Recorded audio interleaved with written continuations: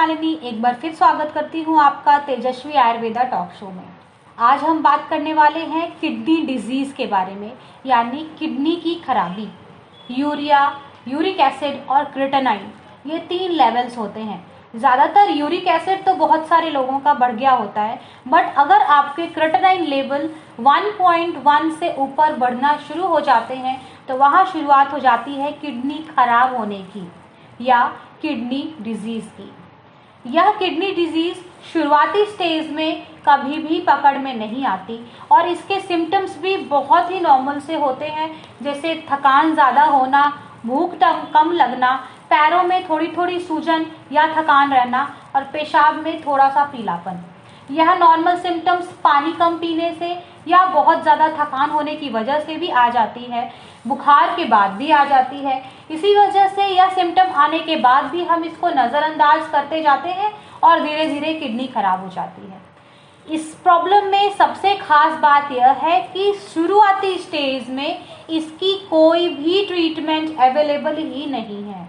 यानी अगर आप किसी भी हॉस्पिटल में diagnosed with kidney problem starting stage में जाते हो तो आपको कोई ट्रीटमेंट नहीं दी जाती और सिंपल एंटीबायोटिक्स, मल्टीविटामिन्स या एसिडिटी ऐसी दवाइयाँ देकर घर भेज दिया जाता है। जब तक यह आपकी क्रिएटिनिन की लेवल डायलिसिस करने के लायक ना हो जाए तब तक आपको सिम्टम्स की मेडिसिन दी जाती है। यानी अगर आपके थकान है तो उसकी दवाई मिल गई, पैरों में सूजन है तो उसकी दवाई मिल गई, क्योंकि किडनी को ट्रीट करने का एक ही ऑप्शन है और वो है डायलिसिस। अगर आप डायलिसिस कराते हो तो आपके शरीर पे से बढ़ता हुआ क्रिएटिनिन लेवल निकल जाता है और कुछ समय के लिए वह लेवल में आ जाता है। बट डायलिसिस करने से भी किडनी डिजीज़ ठीक नहीं होती और इससे कई सारे साइड इफ़ेक्ट्स, जैसे बॉडी का न्यूट्रिटिव वैल्यू कम हो जाना, बॉडी में कमज़ोरी आते जाना और पेशेंट का वजन लगातार घटता जाना, ऐसे सिम्टम्स भी पाए जाते हैं। तो अगर आपके किसी भी चाहने वाले को, आपके घर में किसी को भी किडनी की प्रॉब्लम है तो एक बार तेजस्वी आयुर्वेदा में परामर्श जरूर लें, क्योंकि तेजस्वी आयुर्वेदा में हम किडनी डिजीज़ की ट्रीटमेंट करते हैं। क्रिएटिनिन की लेवल को नेचुरली मेडिसिन्स के थ्रू कम करते हैं और किडनी के फंक्शनिंग को भी इन्हांस करते हैं।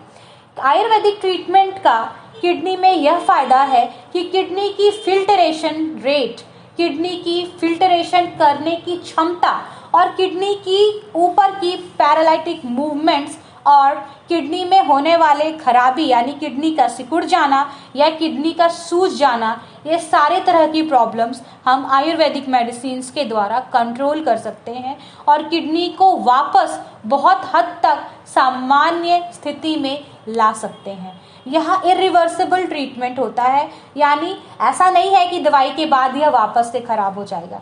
जितनी किडनी हमने आपकी फंक्शनिंग ठीक करी है वह ठीक रहती है और आपकी किडनी की फंक्शनिंग ठीक होने की वजह से शरीर में आती हुई कमजोरी, प्लेटलेट के लेवल्स का कम हो जाना, ब्लड के लेवल्स का कम हो जाना, पैरों में आती हुई सूजन, वजन का लगातार घटते जाना, यह सारे सिम्टम्स को भी हम कंट्रोल कर सकते हैं।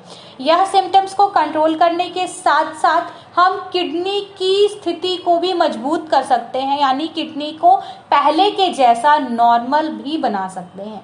यह कई सारे केसेस में 100% तो पॉसिबल नहीं हो पाता, बट हाँ, हम पेशेंट की उम्र तो ज़रूर बढ़ा सकते हैं।